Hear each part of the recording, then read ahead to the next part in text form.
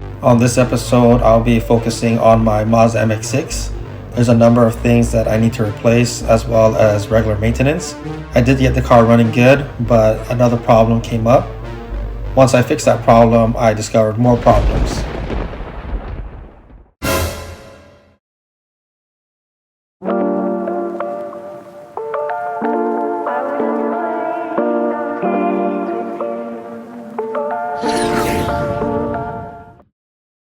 On this vlog, I'm going to be focusing on my Mazda MX-6. Ever since I bought it, I knew that there was going to be a few things that I need to get done, and I'm in no rush with this project, but I'm going to be slowly working on it little by little and fine-tuning it so that it could be mechanically sound when I get it back running on the road. Just to be clear, the car is running. I was able to drive it from San Diego all the way 2 hours to my house, so it does run. I want to make sure that it's running to its optimum levels. I started replacing a few minor things like the floor mats. I removed the carpet ones and replaced it with rubber ones.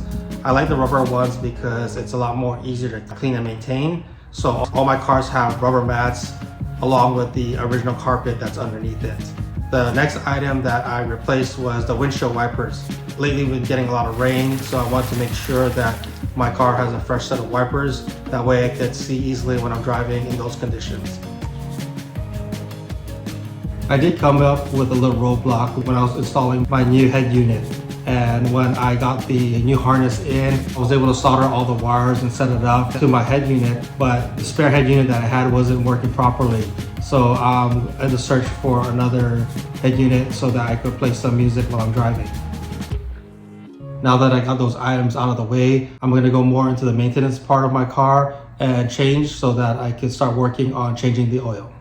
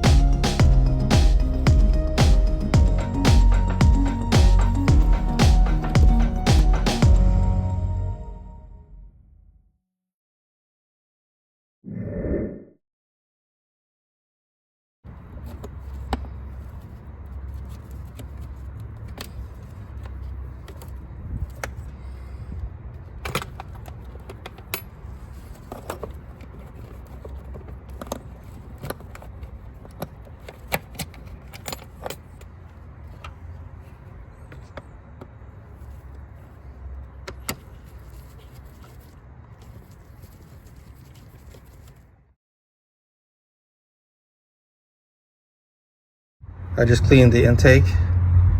Looks much better than before. Everything inside now cleaned up. You can see the difference between the brand new one and the one that I just replaced. The one I just replaced is actually pretty good shape, so I think it's pretty new, but I'm gonna go ahead and just swap it out with a brand new one.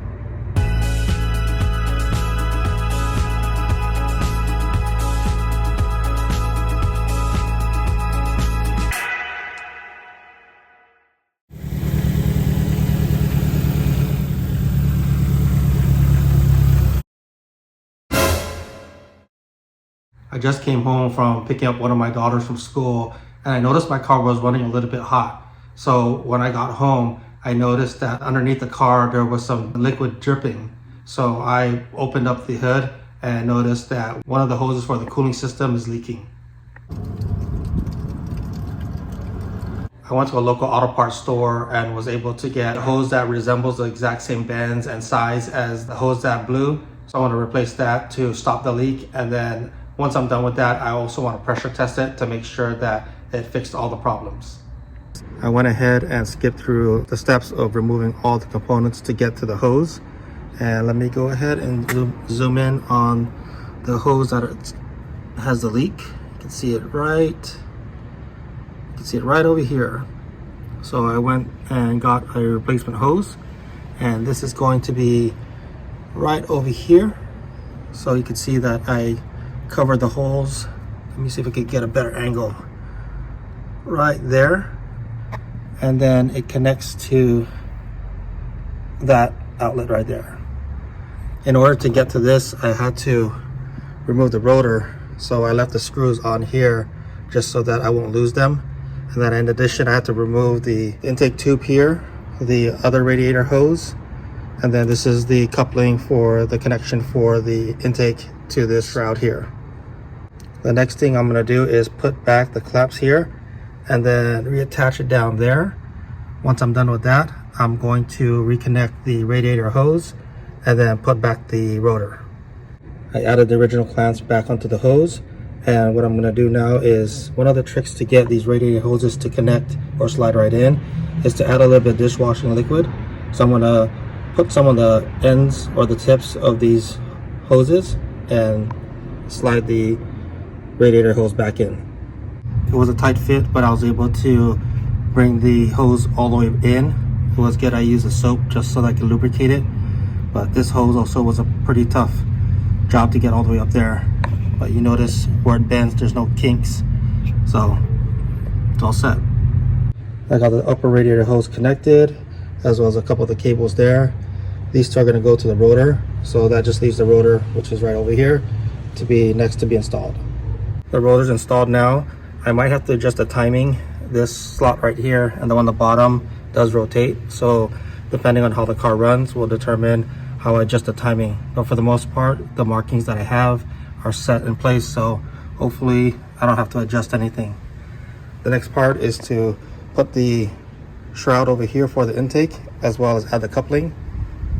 Then we'll be all set. Before I add the coolant back on, I want to make sure that my project passes the pressure test. So I have this tool that I bought many years ago. It comes with all the fittings here. I'm keeping the pressure about 14.5 psi, and it's connected to the radiator through here. And so far it's holding up pressure. I'm going to go down to where it used to leak. And usually you'll see the drips over here, but it's holding up pretty good. I'm going to wait for a few minutes to make sure that the pressure stays. And if it's good, we're set to go. The next part for today's project is to replace the coolant overflow tank. This one has a small crack and it leaks a little bit, so I want to make sure before I put any coolant and bleed the system, I replace this so that I don't have to refill up the coolant. The replacement one is over here. That was taken out from a donor MX-6 from the previous owner, and that one is still in good shape, so I cleaned it out. It's drying right now, and once I'm done removing this, I'll replace it with the one in better condition. I raised my car up a little bit so I can get to the tank, which is behind this liner here. So there's some screws here and up there, as well as down here, that I need to remove so I can pull this out, and I'll have access to the coolant overflow tank. I removed the panel, or actually I pulled back the panel, and now I have access to the coolant overflow tank.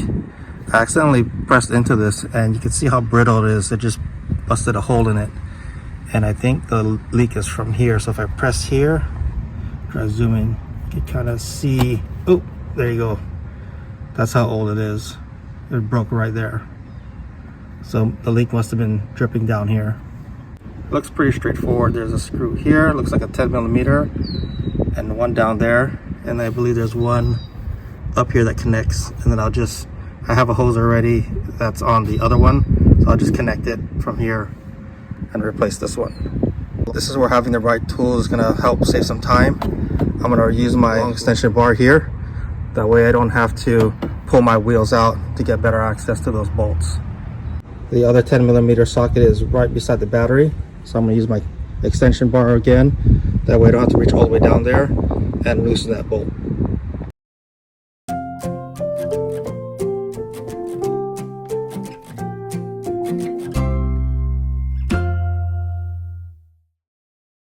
Everything's all buttoned up. The next thing I'm going to do is fill up the radiator with some Prestone 50/50 coolant, and then I'm going to bleed the system, and we're all good to go.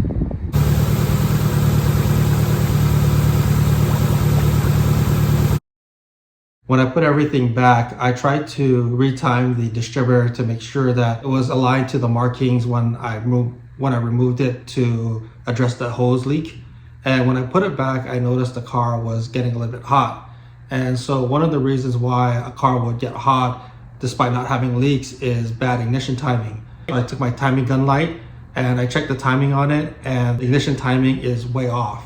So I'm gonna pause work on my car right now so I could focus on getting the timing corrected. And then along with that, I also want to install the new front pipe for my exhaust on this car, because that's also part of the problem with my car is that it's misfiring. And when it's misfiring, it can be a number of things, which includes a leaky exhaust pipe, especially if it's this close to the O2 sensor. And then of course my ignition timing, which is a problem right now because it is quite a few degrees after top dead center. I'm going to take a break from working on my car. I'm going to take my family out to one of my friends' functions at a dessert shop. So once I get there, I'll share with you some of the cars that are on site. I'm here in Rancho Cucamonga for the grand opening for Cafe 86. Some of my friends are hosting a grand opening, so I just arrived. I'm gonna check out the cars first in the parking lot and then get some footage of the cars in the front of the store.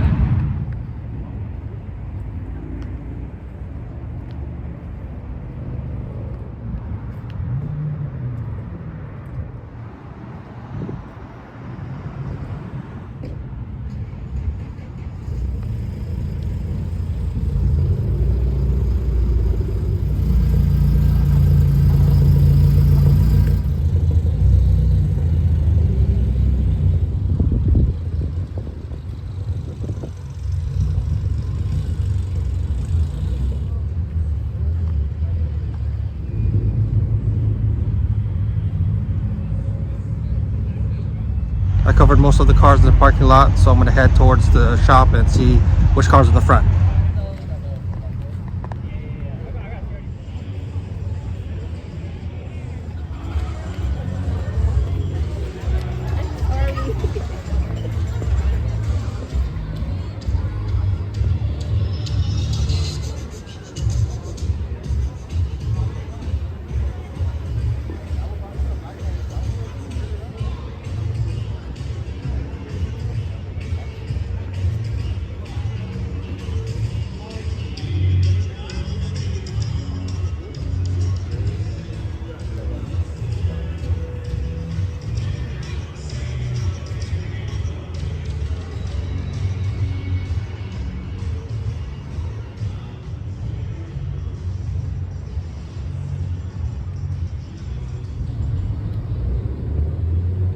I did venture off a little bit away from Cafe 86, but I'm gonna make my way back. I did notice quite a few of my friends' cars, so I'm gonna go and check them out.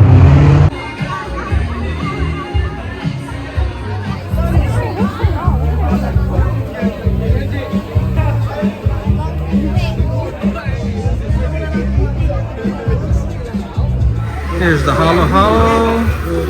There's the caramel milk tea, regular milk tea, and then the ube milk tea. I'm going to revisit the project on my Mazda MX-6 later. I'm not in a rush to fix that car as it's not something that I drive on a daily basis. I'm going to move on to preparations for Monterey Car Week because it's coming up in a few months and I want to focus on my 911. So there's a few items that I want to get done before I head out to Monterey Week. So I'll talk more about that on the next episode. So that's going to do it for this episode. Thanks for joining and we'll see you on the next one.